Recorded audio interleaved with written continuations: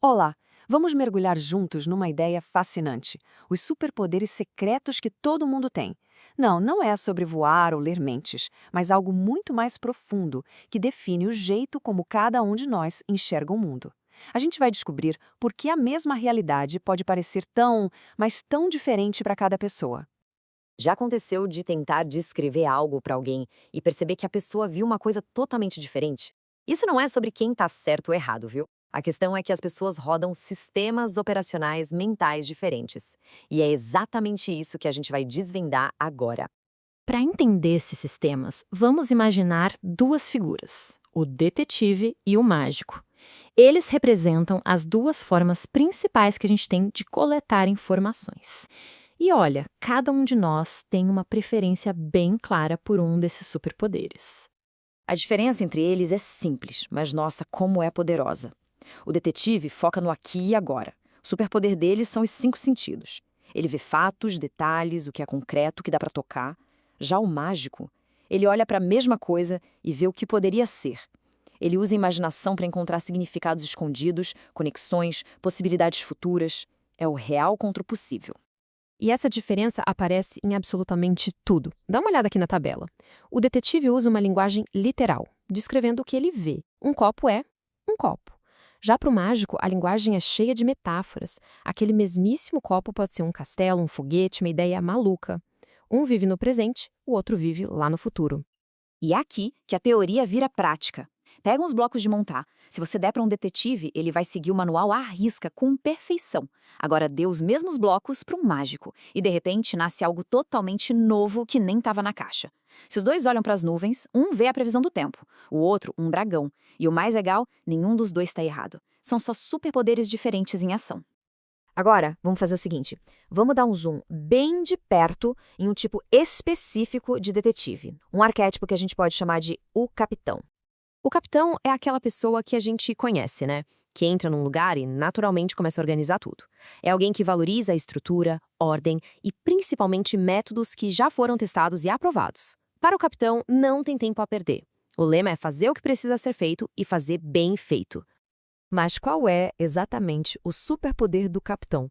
Como é que ele coleta informações de um jeito tão preciso? Bom, o segredo dele está guardado a 7 chaves em algo que a gente vai chamar de o baú do tesouro da memória.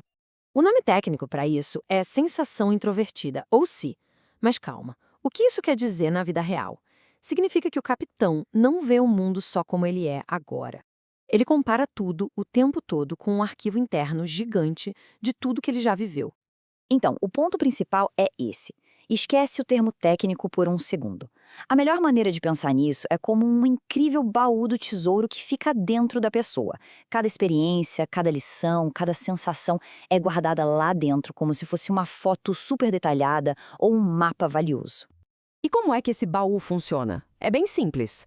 Quando algo novo acontece, o capitão não sai improvisando. Primeiro, ele abre o baú, procura por uma situação parecida que já aconteceu no passado e usa aquele mapa antigo para navegar no presente.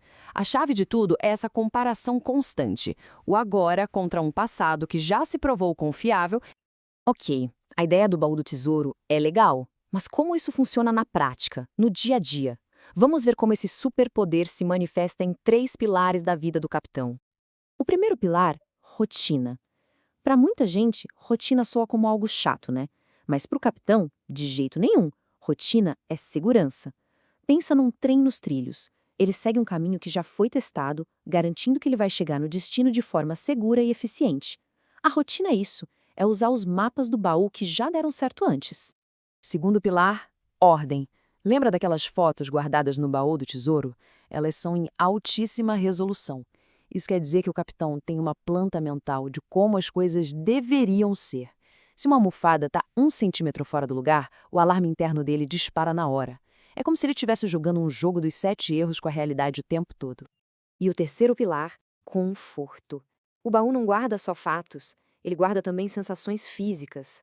O calor de um suéter que é familiar, o gosto daquela comida de sempre. Tudo isso são dados valiosos. O capitão confia no que a memória do corpo diz que é bom, que é seguro, que é confortável. Agora, atenção aqui, porque esse ponto é muito importante. Nem todo detetive é igual. O capitão É um tipo bem específico, e para entender ele de verdade, a gente precisa comparar ele com o primo dele, que é radicalmente diferente. Esse slide aqui mostra a diferença gritante. De um lado, o capitão, com seu safe, é como um bibliotecário, sempre consultando os arquivos do passado para garantir estabilidade. Do outro lado, a gente tem o ninja, ou surfista, com o seu chaos, que vive para a ação do momento. O foco dele é o agora, a adrenalina. Um quer a segurança, o outro quer a emoção. Um diz, vamos fazer do jeito que sempre deu certo, o outro diz, bora ver no que vai dar. Ok, mas por que tudo isso importa afinal? Porque entender esses sistemas operacionais diferentes não é só uma curiosidade. É a chave para a gente se conectar melhor com as pessoas ao nosso redor. Pensa na mente do capitão como uma equipe. Tem o chefe, a parte lógica que quer resultados agora. E tem o arquivista, que é o guardião do baú de memórias. O chefe diz, precisamos construir um forte. E o arquivista na hora responde, olha, da última vez a gente usou aquelas almofadas ali e funcionou perfeitamente. O resultado? Uma ação eficiente, rápida, baseada em sucesso comprovado. E é aqui que a gente chega no ponto mais importante de todos, a empatia. Quando a gente entende que a necessidade de ordem de um capitão vem de uma busca por segurança e não de uma vontade de controlar, tudo muda. Quando a gente percebe que o sonhar acordado de um mágico é, na verdade, a semente da inovação, a gente para de julgar e começa a valorizar o que cada um tem de único. Então, fica aqui uma reflexão final pra gente. Qual desses superpoderes soa mais familiar? E mais importante, como seria se todo mundo fizesse um esforço para entender o superpoder oposto ao seu?